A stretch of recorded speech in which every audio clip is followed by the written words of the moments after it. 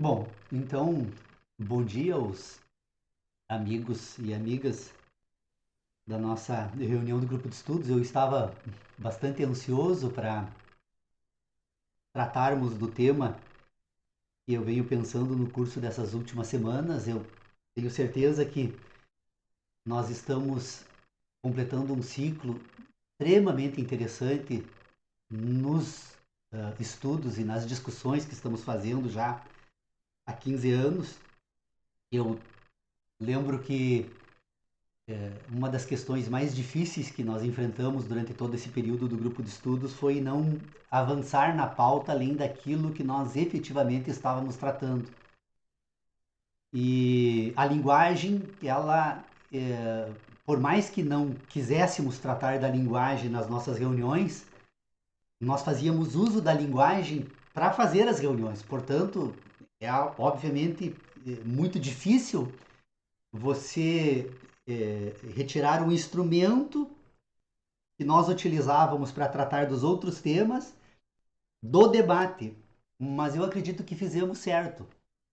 Eu não tenho dúvidas de que o fato de nós termos deixado a linguagem para o final era um método absolutamente adequado e correto para o debate que estávamos fazendo, porque examinar a razão humana é examinar o sistema de inteligência que nos permite pensar, fazer ciência, produzir ideologias, tratar da própria filosofia e, portanto, entender esse sistema de inteligência é uma tarefa extremamente complexa, tem se revelado extremamente complexa. E agora, quando nós trazemos então para esse debate a linguagem, ela consegue então colocar em evidência algumas questões que eram difíceis de serem tratadas nas discussões anteriores. A linguagem é um sistema de inteligência que relaciona signos e memórias. Porque a linguagem ela é posterior a tudo aquilo que ela utiliza para constituir a si mesma. A linguagem, como eu disse, utiliza memórias. E ela faz isso por meio então de um sistema de signos que se relacionam com essas memórias para produzir então aquilo que nós utilizamos racionalmente para pensar. Quando pensamos, então, pensamos por meio de uma linguagem que, por sua vez, usa signos. E estes signos estão relacionados a memórias. Por que é importante partir desta questão no exame desse tema? Nós vimos nas nossas reuniões, quando nós tratamos da objetividade, em verdade estamos tratando das nossas sensações. Estas sensações, elas vão então produzir um conjunto de memórias. Na discussão que fizemos até aqui, nós falamos de sínteses, sínteses das impressões. Nós temos a objetividade fenomênica. Essa objetividade fenomênica, então, ela produz impressões no organismo. O organismo, por meio das sensações, então, produz sínteses. E estas sínteses, então, são aquilo que nós tratamos por memórias. Então, quando nós produzimos a linguagem, nós estamos produzindo um sistema de signos que vão estar relacionados a essas memórias. Quando nós fazemos isso, então, nós damos sentido à linguagem. O signo ganha sentido. Por isso é importante entender isso como ponto central. Eu até fiz hoje uma postagem no grupo de estudos dizendo para tomarem em consideração então aqueles momentos, que é o que eu gostaria de tratar hoje aqui. Então, quando eu falo de signos e memórias, eu estou tratando disso, da síntese produzida pelas impressões do universo fenomênico que compõem as memórias então do organismo humano. Por que é importante tratar disso deste modo? E quando nós formos falar do signo, então, que é o ponto de partida da discussão sobre linguagem, nós vamos ter que voltar então para essa objetividade para verificar o que ela representa nesse sistema então linguístico. Então nós poderíamos dizer que a linguagem nós podemos dizer que a linguagem pode ser tanto um sistema natural, há uma linguagem natural do universo, como há uma linguagem cultural que é produzida pela racionalidade humana. Esta linguagem natural do universo, então, ela se dá por meio de signos. Quais são os signos que o universo utiliza nesta linguagem? É o fato que o organismo recebe por meio das sensações. Então você ouve o barulho do trovão, você vê a claridade do raio, você sente o gosto da fruta, você apalpa um determinado objeto e toda vez que isso ocorre, esta comunicação do universo com o nosso sistema de inteligência se dá por meio de signos. É aquilo, então, que a relação, que o contato do organismo recebe do universo. Então, há uma linguagem natural e o signo dessa linguagem são os dados, então, que o organismo recebe por meio das sensações. Então, esta é a primeira questão que nós precisamos tratar quando falamos do signo. Ele, então, pode ser natural e ele se dá deste modo.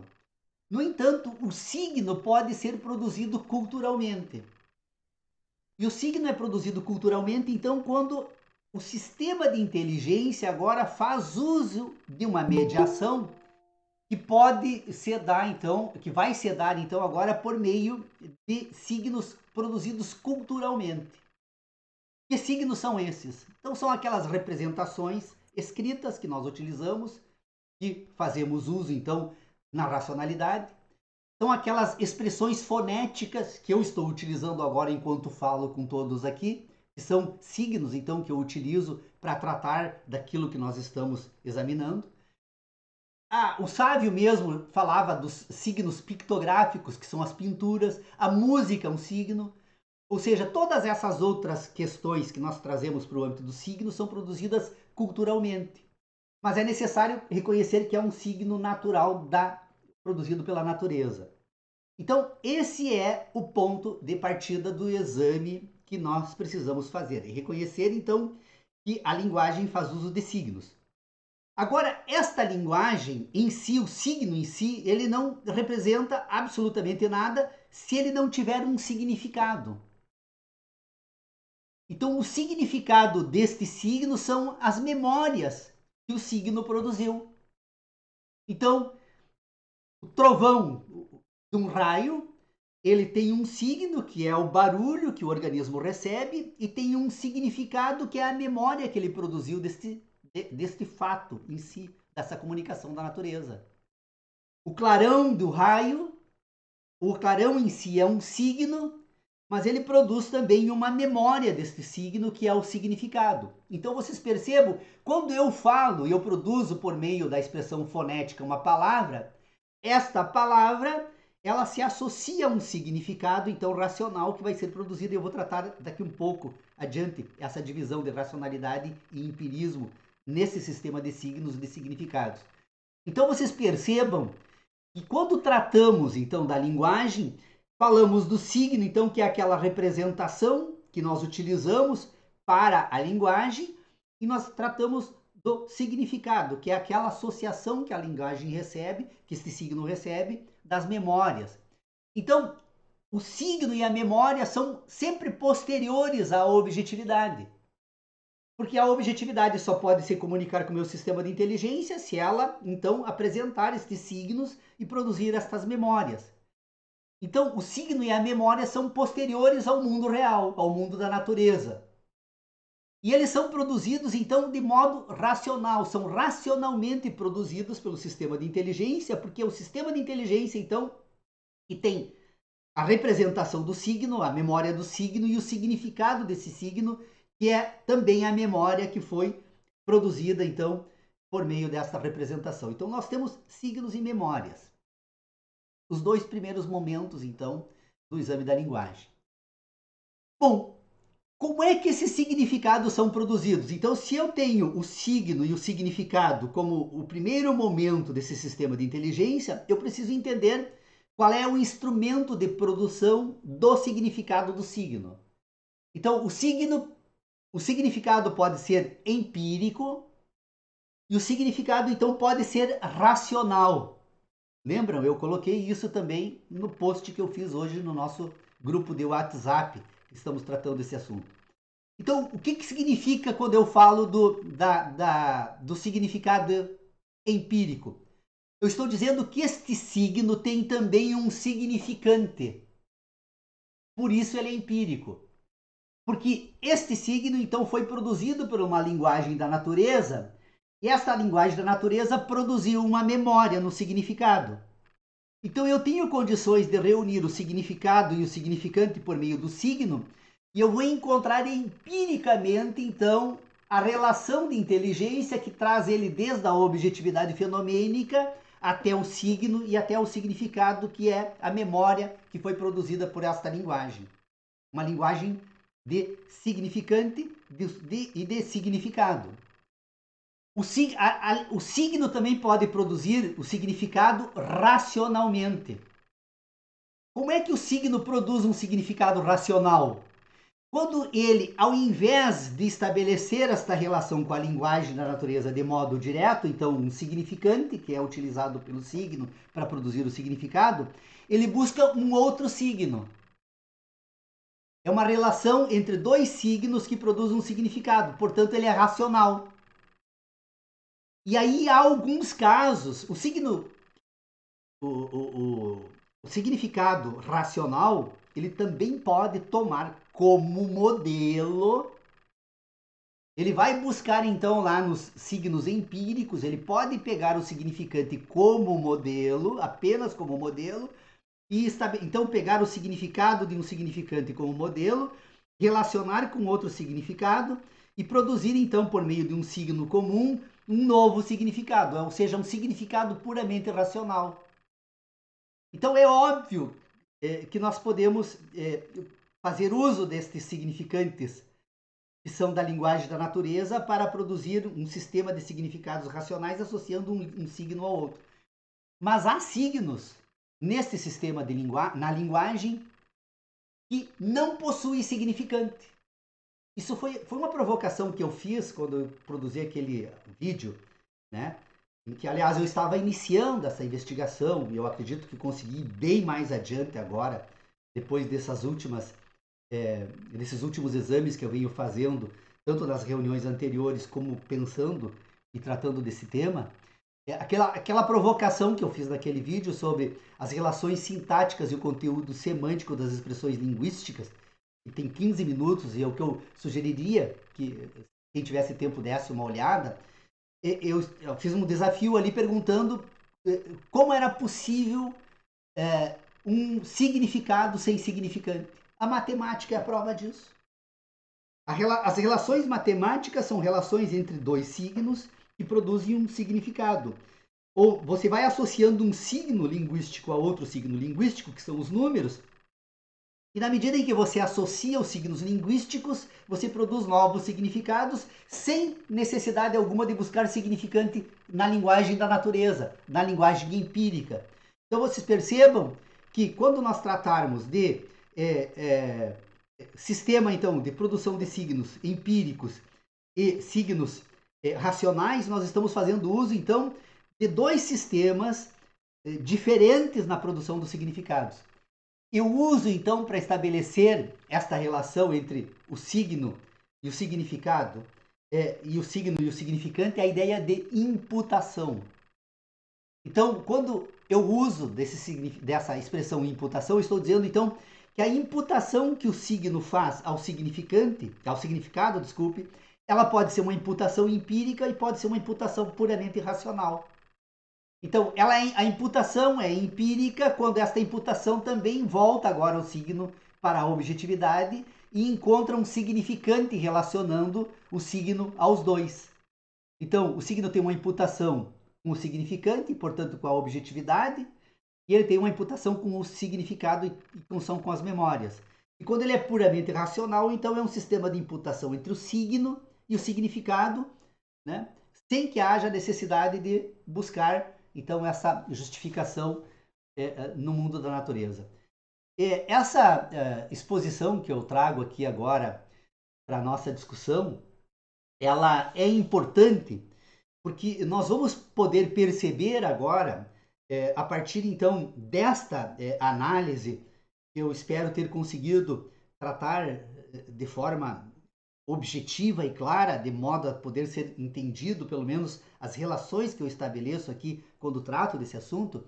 Mas o que eu gostaria de dizer, então, que nos exames que nós fizemos nas reuniões anteriores, nós chegamos à conclusão que o mundo racional é um mundo que todos nós inventamos por meio da razão para nos colocarmos então nesse universo cultural e vivermos a partir desse universo. Ou seja, a racionalidade, o sistema de inteligência que nós desenvolvemos no curso da nossa existência, permite que, por meio então da linguagem, que são essas relações entre signos e significados, a gente consiga então tomar emprestado as relações empíricas da natureza, desta linguagem da natureza como modelo, e utilizando desse modelo nós produzimos o mundo, que é o mundo da nossa existência, que é o mundo que nós nos inserimos para viver.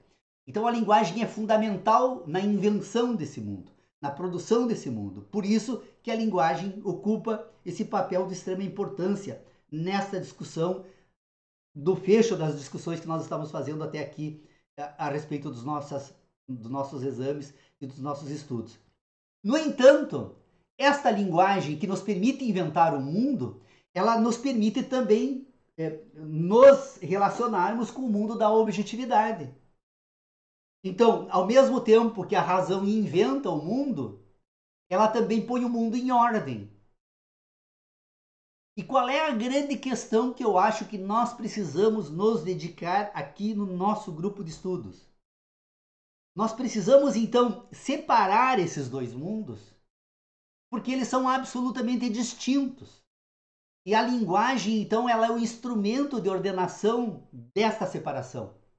Ou seja, o grande problema que nós enfrentamos, a sociedade atual enfrenta, e que é o problema que nós estamos precisando resolver, é que no mundo que nós inventamos pela linguagem, é um mundo em que nós precisamos tratar com a dor, com o prazer, com os nossos desejos, com os nossos medos. E estas relações entre dor, prazer, medo e desejo que nós utilizamos para colocar esse mundo em ordem, faz com que nós construamos um mundo que, sob o ponto de vista da nossa racionalidade, seja o ideal, mas ele não é o real. Ele é um mundo inventado. É um mundo que foi produzido pela linguagem e que, portanto, nós precisamos reconhecer que ele se dá dessa forma. Não estou nem dizendo que a gente deve rejeitá-lo, mas eu acho que o que nós precisamos fazer nas nossas reuniões agora, então, é deixar esse mundo de lado. Pelo menos nos primeiros momentos do exame desse tema. Por quê? Porque nós precisamos ainda voltar para o exame da linguagem e a objetividade. Porque quando nós nos inserimos no mundo cultural, nós enlouquecemos. Nós não somos mais seres naturais, nós somos seres culturais. E esta separação, né, por meio da cultura do mundo da natureza e da objetividade, faz com que a gente imagine que pensando um mundo diferente vai transformar a realidade. Ou seja, se eu enxergo uma árvore caindo, pouco importa eu mandar parar a queda. Se eu vejo um fato da natureza acontecendo, pouco importa eu usar da linguagem para fazer com que isso tente mudar ou se transformar. Porque a linguagem, a única função que ela tem nesta comunicação entre o sistema de inteligência e a natureza é colocar os dois em ordem para permitir que a racionalidade dialogue com a natureza de modo a reconhecer ela tal qual essa objetividade se apresenta por meio de signos das sensações na produção de significados. Então, essa questão é fundamental. Se nós conseguirmos avançar nas nossas reuniões, nas nossas discussões, de maneira a fazer os nossos debates aqui no grupo de estudo, sabendo exatamente quando estamos tratando da linguagem que vai efetivamente pôr em ordem a objetividade, da linguagem produzida culturalmente, sob o influxo, então, desses desejos e medos e desses dessa dor e prazer que é da natureza humana, do organismo humano, que ele também guarda memórias destas questões, porque se a linguagem, se a natureza se a objetividade fenomênica, ela tem uma linguagem natural na constituição desses significados e, portanto, dessa relação que ela estabelece entre signo e significado no desenvolvimento da racionalidade humana, o organismo humano também é um dado da natureza e, portanto, ele também tem uma linguagem própria e ele vai interferir na produção destes significados. Então, se o indivíduo tem algum problema, né, na sua constituição humana, por ter sofrido violência, por não ter conseguido estabelecer relações de afeto, no seu desenvolvimento pessoal, este organismo que tem uma linguagem e que vai interferir com essa linguagem nos significados, ele vai determinar um mundo diferente, em que um outro organismo, com linguagens diferentes, vai produzir para si. Vocês percebam que isso é da maior importância, inclusive na psicanálise. O Alexandre, que examina essa questão psicanalítica, né? Isso é da maior importância porque por que nós temos que ter esse cuidado quando formos tratar então desse ambiente cultural? Porque as linguagens vão ser tantas quantos forem os seres humanos que produziram essas linguagens. Porque ao mesmo tempo que o signo recebe o significante do mundo da natureza, na medida em que esse sistema de inteligência tem autonomia para estabelecer uma relação de significados associando signos, e na medida que esse indivíduo foi produzido de modo diferente e a sua linguagem interfere no significado das linguagens, tanto a natureza como as racionais, as linguagens são tantas quantas forem os indivíduos. E, portanto, é claro que podemos produzir um ambiente comum fonético que nos permita um mínimo de racionalidade intersubjetiva. Nós podemos estabelecer um conjunto de signos linguísticos escritos que nos permita estabelecer, então, entre os demais indivíduos, um mínimo comum que nós vamos chamar de ambiente cultural. Mas jamais vamos estabelecer uma unidade no âmbito da linguagem racional, porque o indivíduo, o organismo humano, interfere nessa linguagem. A sua constituição, a sua racionalidade vai interferir. E eu sei, por exemplo, o Sávio não participa da reunião hoje porque ele está incomodado com uma crítica que eu faço e que eu não abro mão de fazer. Eu digo o seguinte, que a palavra é o instrumento da trapaça. E que o sistema linguístico que nós desenvolvemos até hoje é um sistema trapaceiro. Porque ele oculta tudo isso do debate que nós fazemos. E a academia é o meio produtor deste ambiente de inteligência que desvia o foco do exame para não permitir jamais que os indivíduos possam entender efetivamente o que ocorre neste sistema em que você tem significantes, significados e signos tratando de tudo isso. Então, quando eu falo em trapaça, eu não estou ofendendo ninguém. Eu estou dizendo que a linguagem nos engana. E o homem civilizado, ele só se torna civilizado quando ele assume-se, sob o ponto de vista linguístico, como um trapaceiro. Porque nós nos afastamos do mundo da natureza e das relações objetivas, desta linguagem que é real, concreta e efetiva, nos afastamos por meio da linguagem racional, produzimos culturas e nos separamos do mundo da natureza, e isso só ocorre porque trapaceamos não apenas com esta linguagem, mas com o nosso sistema de inteligência. Então eu não estou tentando ofender ninguém, mas chamando a atenção para a necessidade de percebermos que a linguagem, ao mesmo tempo que pode pôr em ordem o universo fenomênico e o nosso sistema de inteligência, ela também pode servir de instrumento para nos tornar escravos da própria linguagem. E é o que ocorre hoje. Por que nós estamos com esse mundo todo de seres humanos completamente enlouquecidos? Inventaram um mundo que não existe, pouco importa a objetividade, as relações são apenas entre signos, não existe mais uma busca de concordância com a linguagem empírica ou a linguagem do universo. Você vira as costas para o universo e enlouquece. Então, eu acho que esse nosso debate aqui, ele é da maior relevância, ele é da maior importância. Eu não tenho dúvida que se nós formos colocar em ordem todas as discussões que fizemos no curso desses 15 anos do grupo de estudos, com o tema que está sendo examinado aqui, eu não tenho a menor dúvida que nós temos condições de fazer uma grande revolução no exame da linguagem e da racionalidade humana. Eu acho que a escolástica que foi produzida assim, que foi tutelou o sistema de formação dos seres humanos até hoje, acabou assim não permitindo que isso ocorresse. E eu acho que a gente tem condições de romper com essas amarras e voltar a fazer um exame que efetivamente contribua para desvendar esse problema que se chama razão humana e objetividade. Desculpe se eu me estendi demais, eu em determinado momento em diante até posso ter me tornado repetitivo, mas eu estou assim absolutamente encantado com essa discussão. Eu não tenho dúvida alguma de que esta discussão sobre linguagem ela vai pôr em ordem todos os debates que fazíamos até aqui, que ofereciam, de certo modo, uma certa dificuldade. Paulo,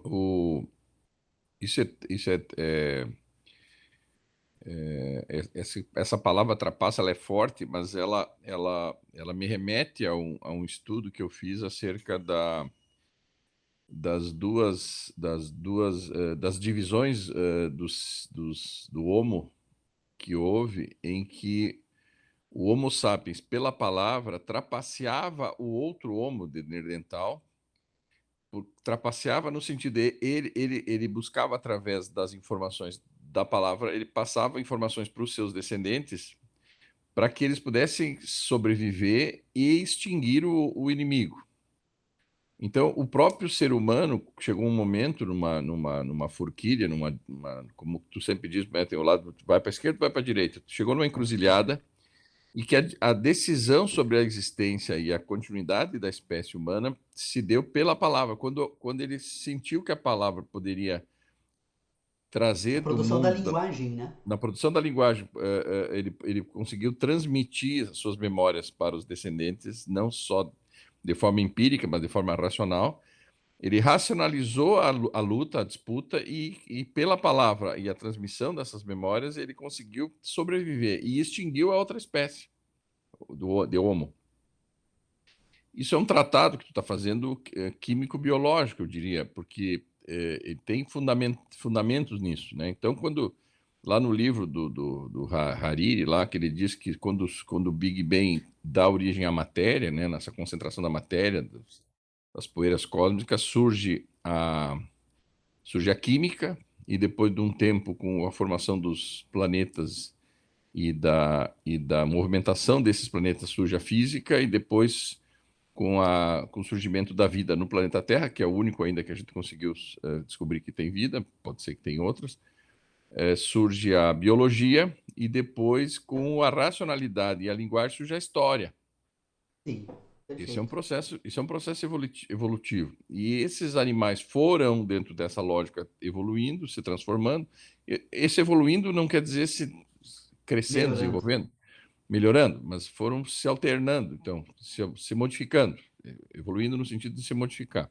Até que chega esse momento atual da existência do ser humano, que também se dividiu em duas ou três ramificações, e pela linguagem e a trapaça que a linguagem possibilita, no sentido bom da palavra, né? De que ela favoreceu aquela sobrevivência daquela espécie pela trapaça.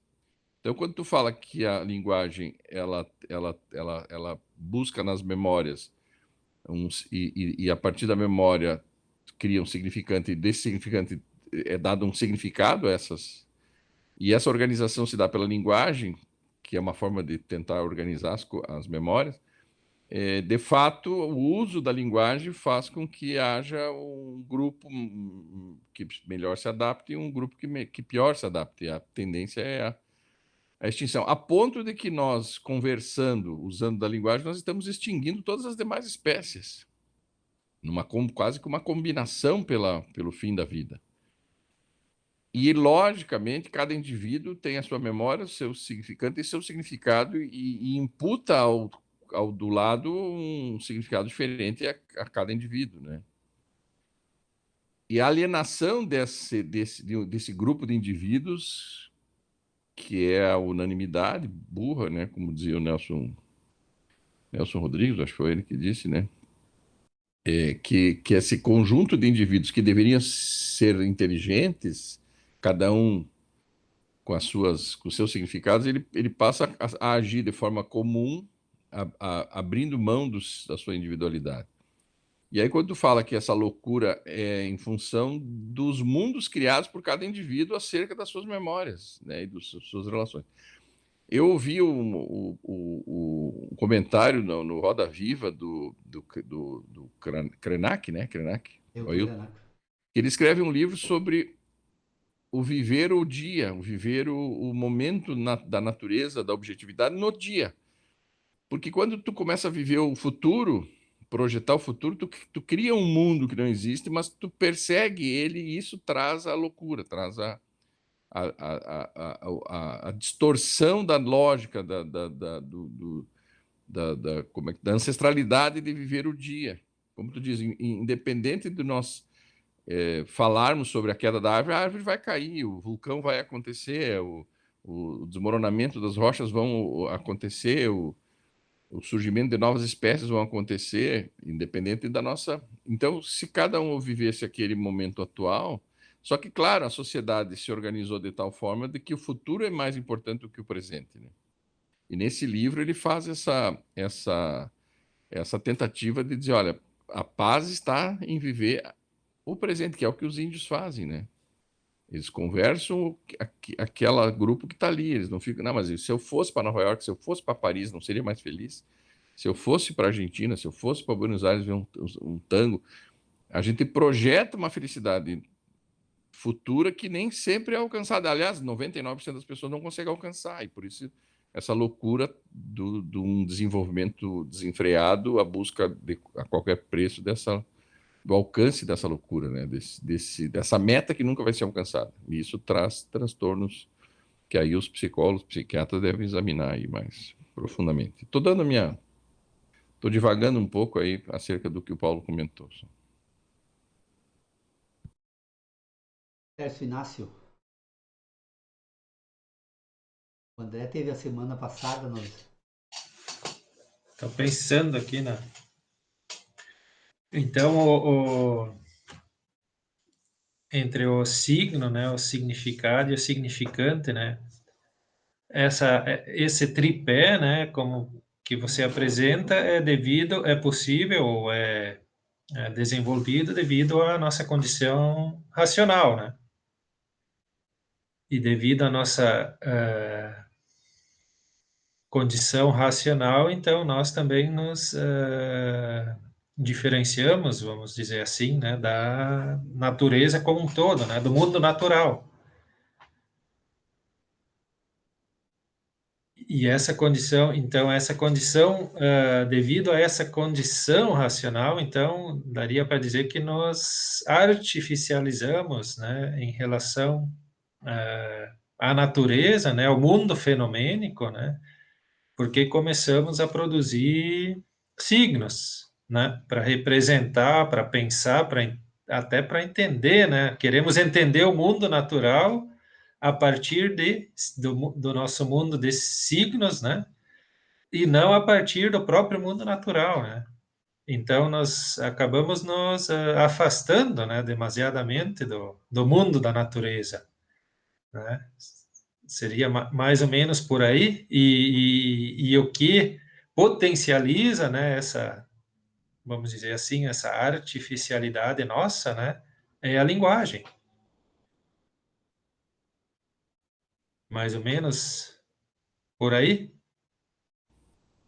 Mas sem a linguagem, Paulo, nós estaríamos aqui pensando isso? Estaríamos vivos Não, como espécie? não, a questão que eu acho, pelo menos no exame que fiz, se é que eu consegui pôr isso em ordem, o que nos diferencia dos animais é a capacidade de produzir significado sem significante. Porque as relações de inteligência entre significante e significado, por meio de signos da própria natureza, ou seja, a linguagem natural, os animais também têm. Eles identificam, eles recebem informações da natureza e assumem comportamentos adequados sob o ponto de vista da sobrevivência a partir dessa comunicação.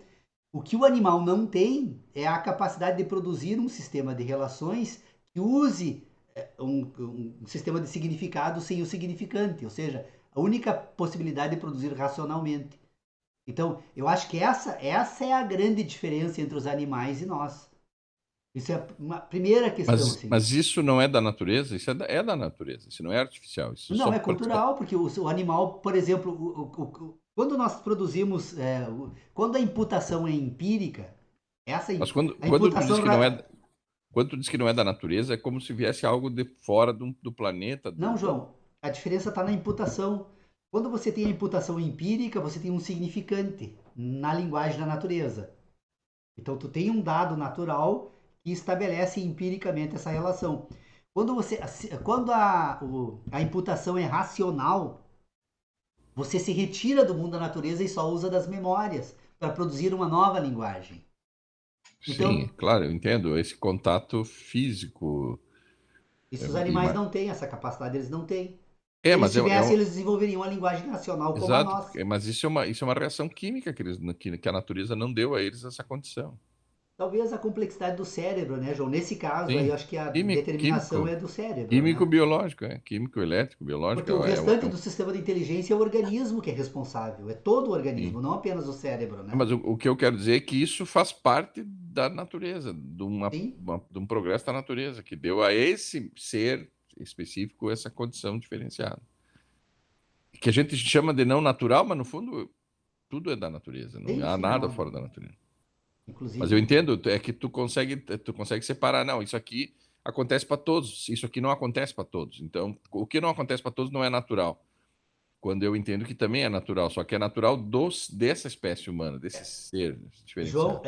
não vou examinar E esse não é tema. uma dádiva de ninguém, nem de Deus, nem de ninguém, é um processo de evolução que chega a esse ponto. A ponto de ser positivo até agora, mas que poderá se tornar negativo no futuro, entende? Como fator preponderante para a extinção, inclusive. Porque quando tu diz que esse indivíduo, essa loucura de projetar algo fora da natureza e de criar significados pelos próprios significados, um significado produzindo um outro significado sem ter um significante, vai Perfeito. levar à extinção também. Sim, sim. Loucura, né? Completa loucura. Loucura, completa loucura. E já tá um pouco acontecendo quando as pessoas se matam em guerras e a coisa vai no fundo, pela própria busca de um espaço na natureza. Ele briga por poder, por território, né? Espaços naturais. E pela satisfação da natureza, que são os prazeres que são naturais, são objetivos, né? João, na reunião passada eu trouxe uma questão para nossa discussão. Eu quero repetir, mas assim, ó, propondo que a gente não discuta isso, porque é um assunto que não ajudaria muito nos nossos debates, mas a questão do sonho. O que é o sonho no sistema de racionalidade? É um sistema que tem significante, tem significado e não tem signo. Eu não sei se vocês entenderam. Por que nós não conseguimos pensar sobre o sonho? Porque falta signo, falta a linguagem do sonho. Ele tem o significante, ou seja, existem as memórias dos dados que produziram significados, mas falta a mediação do signo. Então, por exemplo, você sonha, mas você não ouviu o barulho, você não viu a pessoa, você não sentiu o gosto, você não apalpou, não há sentido envolvido no sentido de signo, entendeu? Porque o que acontece? Lembra que eu falei? Quando eu digo assim, ó, o trovão, você ouve um trovão e um risco de luz no céu. Você tem um signo da natureza, que é o barulho e o risco de som, comunicando, então produzindo uma memória, um significado. Então, neste risco, né, no céu e neste barulho, você tem então algo que produz uma memória e, portanto, ele tem um significante, né? Então, quando você sonha, você tem essa memória, portanto, você tem o significante, que é o dado que foi produzido. Você tem o significado, mas não tem o signo. É por isso que É isso me, o signo aparece quando tu relata o sonho, é, né? é por isso que me encanta muito. É uma coisa, eu tô me inserindo nesse universo com muita calma também, porque não adianta eu Mas desejar algo o Freud dos fez isso meus à base de cocaína, né, Paulo? Tu vai ter que ir para um mundo diferente. Aí petinguá, João. Não precisa a ser Irene cocaína. a Irene vai ter que tolerar algumas saídas. Aí, ó, Esse aliás, aqui não é o petinguá sagrado, né? Mas é o aliás, petinguá em Biá-Guarani. aliás, a música e a literatura é produto do sonho, Paulo. E o sonho, não tô fazendo propaganda nem propondo, mas sem essas drogas psicotrópicas que ativam o Permite sonho, sonhar acordado. não ia ter o Dire Straits fazendo aquela música, não ia ter o John Lennon fazendo aquela música. Mas os imbiá usam o tabaco, João. Eu fui Mas fumante é uma muito forma tempo. psicotrópica Sim, sim, de sim. movimentar o sonho e fazer com que ele se. E tu vê que eles trazem do sonho e colocam um signo, que é a música. Mas o Imbiá Guarani, todo o Ou universo dele é ordenado por tu conhece algum sonhos. escritor que não beba, não fume, ou algum músico que não produza isso tudo baseado no sonho? Bom, não sei, João, mas eu tenho para mim assim que é fundamental. O tabaco, por exemplo, não sei se eles usam outras drogas, se usam, não me apresentaram ainda, né? Mas esses produtos eles fazem com que o cérebro entre num estágio de funcionamento de sonho, Sim, que produzem signos que são músicas ou letras ou literatura. mas o Imbiá Guarani, o sonho, na verdade, então assim, ó, indo até, concluindo aquela questão que eu estava tratando do sonho, por que que o pássaro consegue produzir o ninho? Porque ele sonha com o ninho.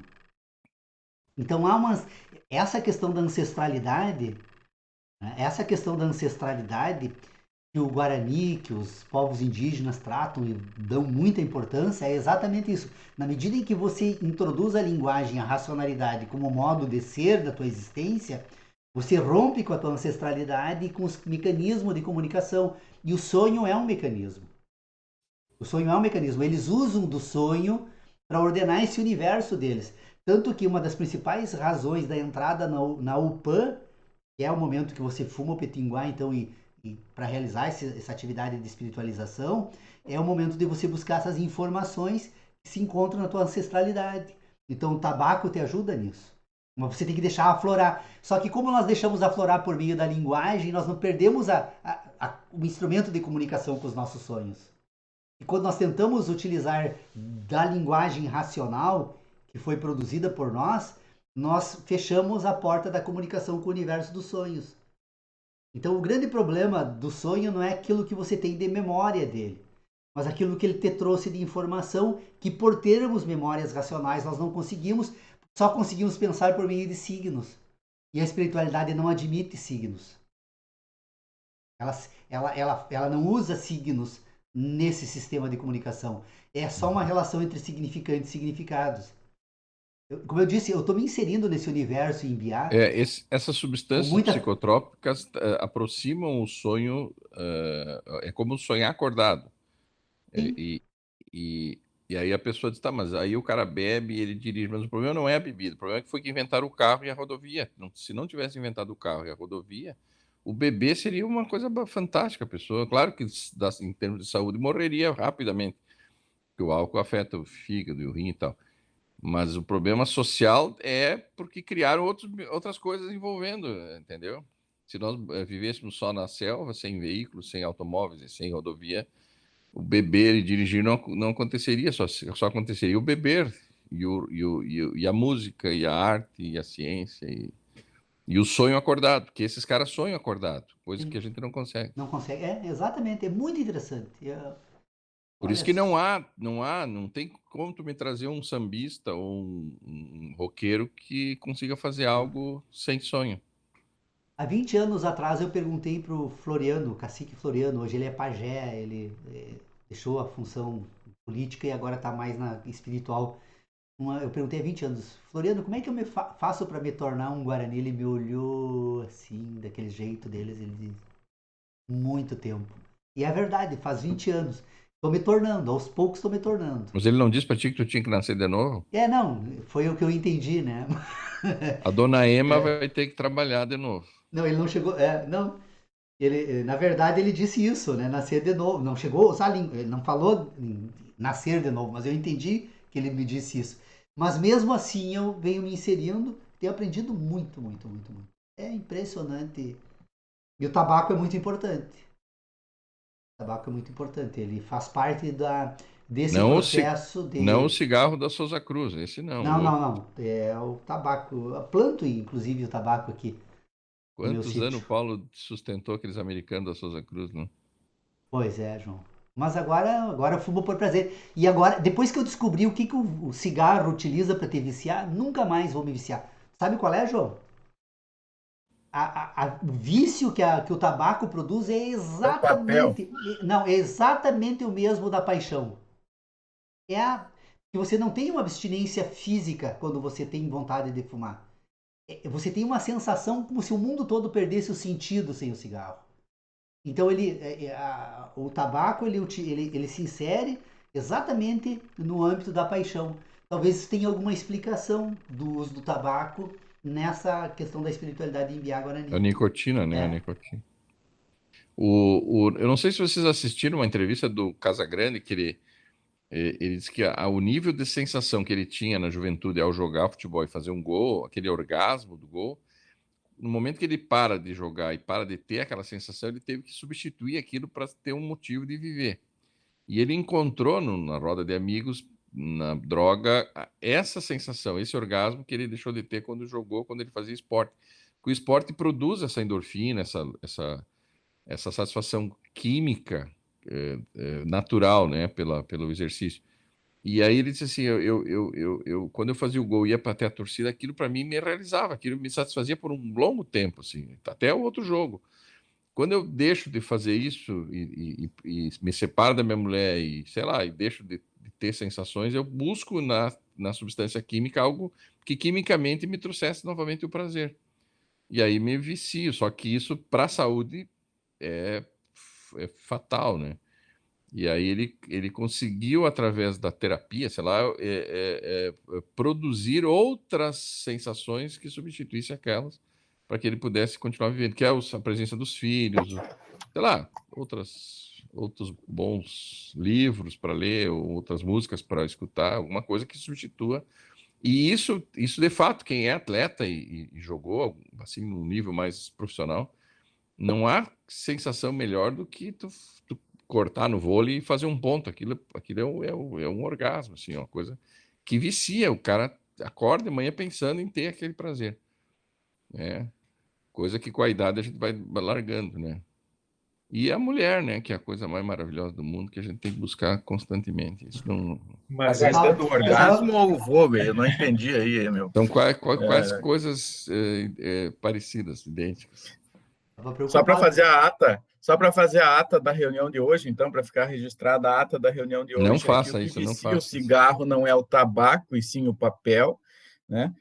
O problema que causa acidente não são o bêbado dirigindo, mas sim o carro, O né? cara que inventaram e a estrada. Da ata, né? E não sei se vocês querem acrescentar mais algum item na ata de hoje, eu acho que mais ou menos ela segue esse padrão, né?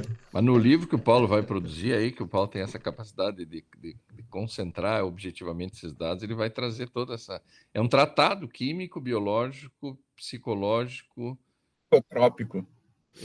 antrópico, antropológico, sei lá. Esse livro tem que sair, Paulo, de algum lugar vai ter que sair. Como concentrar essas informações das atas do Bindé? Como tratar as atas do As do Bindec de Bindé. forma Como traduzir as racional. atas do Bindé? É, E são atas que não são aprovadas na reunião posterior, ela não, é não, não. aprovada imediatamente ao... Até porque o estado pode mudar, né? Então tem que Isso. aproveitar o momento, Como é né? que tu vai aprovar uma ata num outro dia, que não é aquele dia que tu discutiu aquilo? É um absurdo, é uma ilegalidade em si, entende? A ata tem que ser aprovada naquele momento, É. que o outro momento é outro momento, como diz o Paulo, é um processo em movimento, e daí não é mais o mesmo momento. Mas, João, e assim, ó, deixa eu só falar. Essa semana o A Alexandre Dinara tá Schumacher me chamou apavorada, a chega a estar atenção. com os olhos regalados ali, coitada da Dinara. Puxou até um chazinho. Ô, cadê a Renatinha, que eu não vi mais? Ela está amando, João. Ah, bom, tá aí, tá Tem certo. justificativa, né? Mas, com certeza, não precisa nem aparecer mais. Que bom, que bom. Renata, Pena que não foi o amor pelo Frederico para nós fazer uns filhos bem bonitos ainda. pois é, João. Povoar essas terras e tudo de gente bonita.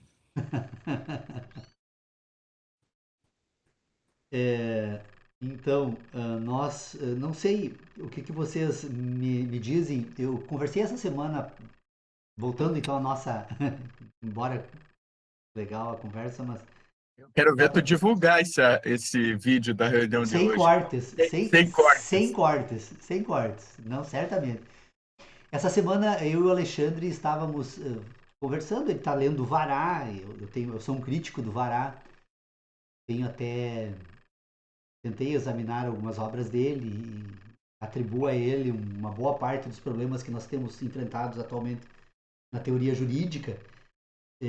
Mas conversando sobre Vará, o Alexandre me chamou a atenção sobre a abordagem platônica a respeito desse tema, né? Ou pelo menos do universo que nós utilizamos desse tema. Seria da doxa e da episteme, né, Alexandre? Ou seja, a doxa como o mundo dos sentidos, o mundo da realidade sensível, né? E a episteme com o mundo da racionalidade, ou das ideias. Então vocês percebam, né? E que esse assunto que nós estamos tratando aqui, ele não é novo. Ele sempre esteve presente na filosofia. Eu acho que o que tem de novo, aí sim, talvez para pontuar essa questão para a ata, então, André. Para pontuar essa questão, o que tem de novo na nossa discussão é a separação entre imputação empírica e imputação racional na linguagem. Porque no mais, não há absolutamente nada de diferente com o que até aqui a linguagem vem examinando. Aliás, há um outro enfoque também que eu acho que é importante ressaltar para distinguir então dos debates anteriores. A linguagem, no modo que vem sendo tratado aqui, quando eles falam em significante, eles falam do mundo da natureza. Como se você pegasse assim um signo linguístico, uma palavra, e saísse com a palavra dizendo ali está uma árvore, ali está um careca, ali está um cabeludo, ali está um homem honesto, ali está um canalha. Como se as palavras tivessem condições de se relacionar no mundo da natureza, fazendo essas imputações. Não, então essa é da linguagem tradicional. O que eu proponho aqui, não. A linguagem, ela sempre está fazendo imputações no âmbito do sistema racional. Porque ela tanto o significante quanto o significado são posteriores à objetividade fenomênica. O mundo da natureza, depois que ele se comunica por meio desse dado da natureza, que é um signo, que tem um significante, então, que foi o que produziu esse signo, e que tem um significado que é aquilo que foi produzido como memória no sistema de racionalidade. Então, quando nós tratamos deste modo, a linguagem, toda ela, tanto o significante como o significado, está no indivíduo. O mundo da natureza só participou no momento em que produziu a síntese da inteligência. Enquanto aquele fato, aquele fenômeno se imprimiu e produziu a síntese.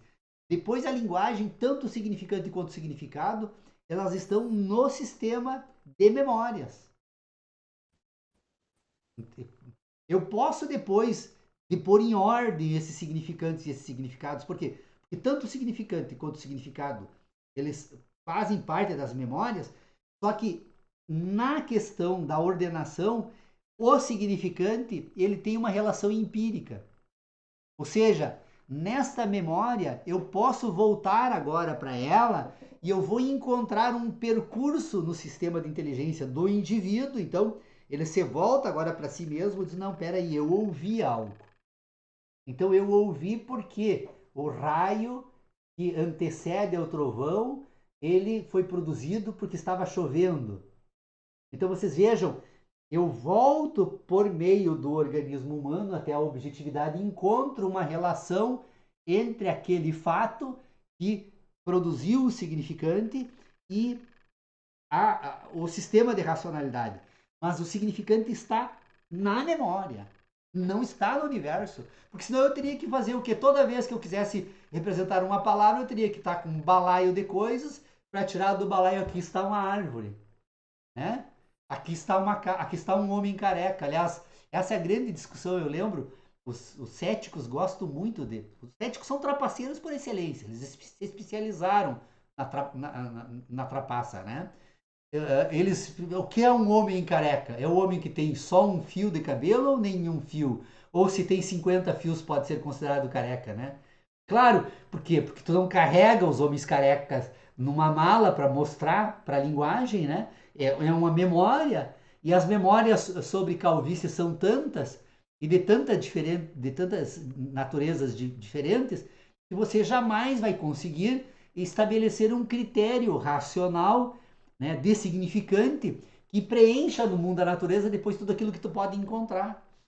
Então, o problema da linguagem está em reconhecer que ela é um sistema de memórias, e nesse sistema de memórias tem signos, tem significante e tem significado, e que estas relações empíricas e racionais é o que vai te permitir, então, agora distinguir aquilo que você, pela loucura sua, inventou, né? E a capacidade de imaginar do ser humano é ilimitada, especialmente agora com a possibilidade de usar meios eletrônicos e inventar figuras absolutamente fora de qualquer perspectiva de realidade. Então, a capacidade do ser humano é ilimitada, mas nesse sistema você tem como, usando então o sistema de sentidos, de sensações do organismo humano, encontrar um modo de se voltar para o mundo da natureza e encontrar um mínimo de ordenação. Por isso que a linguagem empírica ela é uma linguagem que, ao mesmo tempo que permite inventar esse mundo da cultura, ela também permite colocar em ordem o mundo das sensações. São dois âmbitos diferentes. Então, entre a racionalidade empírica e a racional não se cria uma terceira, não? Não. Não, a imputação empírica e imputação racional. A empírica não tem uma outra possibilidade. Ela tem um signo da natureza, ela tem um significante na produção desse signo e ela tem um significado no sistema de inteligência. Então, sempre que for empírica, ela tem significante e tem significado. E tem o signo natural, né? E depois, quando você vai agora para a produção do significado racional, aí a imputação é puramente racional. Então, você associa um signo a outro signo. Então, por exemplo, a palavra casa, né, ela se associa a um signo de uma visão que eu tenho de algo Da memória. da memória do mundo da natureza. Então, eu tenho a memória de uma casa e eu tenho a expressão casa. Então, ela dá um significado, mas agora é racional. Eu até posso voltar depois no âmbito dos significantes e dizer de qual a casa eu me vali como signo, então, né, para produzir esse significado. Paulo, e a Isso origem não é simples, pessoal. Por isso eu disse, Não. eu tenho chamado a atenção nas postagens que faço no grupo de estudos, porque é necessário fazer um exercício. E esse exercício é pensar sobre o assunto. É um assunto que, se nós não pararmos para pensar um pouco, nós não vamos conseguir entender. nem evoluir. Ele é complexo, Ora, eu vou dizer para vocês, eu estou há 60 dias examinando esse tema da manhã à noite. Às vezes acordo durante a noite pensando sobre isso. E só agora, isso que eu já vinha antes desses 60 dias também pensando sobre isso. E só agora eu consigo tratar sob o ponto de vista da linguagem oral sem me atrapalhar. Então não é possível nós pensarmos sobre isso sem nos voltarmos de vez em quando para examinar esse assunto. Mas sem a fricção da matéria, isso nada seria possível. Sem a energia, nada isso seria possível. Pois é, mas aí você lembra matéria e forma, Tércio Inácio Jung, você me chamou a atenção sobre isso. Voltei a examinar essa questão quando tratamos então sobre a razão humana. Matéria e forma, ou seja, toda vez que você tem um dado então que você trata, que diz respeito à objetividade fenomênica, você vai verificar esse dado, ele tem matéria, ou seja, é o significante, é aquele fato, né, que produziu então essa memória, e ela tem uma forma, que são as relações que você estabelece agora com o universo fenomênico, com os demais fenômenos. Porque nenhum fato do mundo da natureza é isolado. Uma árvore está no solo, Esse solo está num determinado território, Mas tudo isso esse está na território está fórmula. num... Mas Isso são está na formas. fórmula. Mas está na fórmula do Einstein lá, tem que da energia. Sem ter energia, nada disso Não, é não. possível, nem a vida, né? O que anima a vida, isso é uma outra discussão que também nós não podemos tratar aqui, É. porque aí Aí é tem, retornar lá no início. aí nós teríamos que voltar assim para um exame mais fenomenológico da vida, né? Que não. Mas eu não sei, assim, só para nós encerrarmos o tempo, eu já vou encerrar a gravação aqui. Toca o sino aí, Irene. O que que vocês me dizem assim? É possível nós continuarmos com essa discussão ou voltamos para a pauta anterior, que eu acho que ela não está completamente concluída? Porque nós estávamos tratando ainda sobre razão, né? O sistema racional humano, como ele era constituído, né? Os pressupostos de constituição da razão que são anteriores à linguagem. Como era possível organizar então essa questão da razão sob o ponto de vista então da matéria e da forma, que é uma discussão relevante. Não sei, eu só estou dizendo isso porque depois que nós começamos a falar sobre linguagem, eu percebo assim que a gente não tem conseguido manter a mesma, como é que eu vou dizer assim, o interesse. Me parece que o grupo não está muito interessado. Paulo, bom Sim, dia. bom Bom dia. dia a todos. Eu acho que temos que continuar assim, tantas questões que estão surgindo, esses aportes que o João fez hoje, essas questões envolvendo a biologia. Eu acho que talvez o assunto da linguagem seja um pouco mais indeterminado. A gente não tem um controle tão efetivo sobre ele. E isso talvez gere um pouquinho de apreensão, né, no que se refere ao estudo do tema. Porque depois vão entrar aquelas outras questões que a gente conversou um pouco sobre as dimensões, né? Depois tem a dimensão retórica da linguagem, a dimensão sociológica da linguagem. Estou falando só por ler, né? Nem sei do que estou falando, né? Mas assim, o pouco que estou me sentindo provocado, e é o que me traz aqui todos os sábados, me mostra que talvez a linguagem tira um pouco aquele controle que a gente, né, que tu tens muito forte, que tu trouxe muito para nós, essa racionalidade na análise do objeto fenomênico. Eu acho que a linguagem a gente vai lidar com outras dimensões, assim, mas eu acho que desde que metodologicamente bem cuidado, e isso eu sei que tu cuida com muito carinho aqui no grupo, eu percebo nesses 15 anos, eu tenho certeza que a gente tem condições de avançar nesse tema, só que realmente eu acho que vai causar algumas frustrações, vão ter avanços, retrocessos, né? Quando tu comentasses do Vará, só fazer um comentário, eu acho interessante fazer esse depoimento aqui no grupo. Eu não entendo absolutamente nada, né, de Luiz Alberto Vará, nada, né? E eu acho que já é um avanço eu dizer isso no grupo, é sinal que esse um ano serviu para alguma coisa. Eu não sei absolutamente nada de Luiz Alberto Vará, mas a minha busca do Vará se deu por duas razões. Primeiro, porque eu sei que ele trata sobre linguagem, e eu sei que o grupo do Sebo Café está tratando sobre linguagem, né? Porque quando tratamos do outro assunto, me faltou uma bibliografia. Uma coisa é buscar o Luiz Alberto Vará, por mais confuso que ele seja, outra coisa é buscar o Kant, outra coisa é buscar, né? Quer dizer, é mais difícil para quem está iniciando na filosofia buscar os clássicos. E no direito a gente tem um pouco mais de facilidade, porque a gente sabe que ao fim e ao cabo a gente está discutindo os objetivistas e os subjetivistas, é aquela velha discussão do papel da lei, da norma, né? Se ela deve ser o que está ali previsto, ou se é a cabeça do julgador que aplica ela, o boca da lei, ou quem é a pessoa que está ali envolvida. Então eu me senti provocado no Vará, primeiro pela busca do estudo da linguagem, para tentar conseguir entender melhor o que está sendo tratado aqui, e pelas críticas que tu fazes a ele, que para mim são provocadoras. Eu não sei se estão certas ou não, mas talvez para mim seja muito legal em algum momento conseguir chegar aqui e te levantar alguns pontos que talvez tu não tenha visto, alguns pontos que talvez eu possa colaborar, apesar de eu achar que está muito distante disso ainda, né?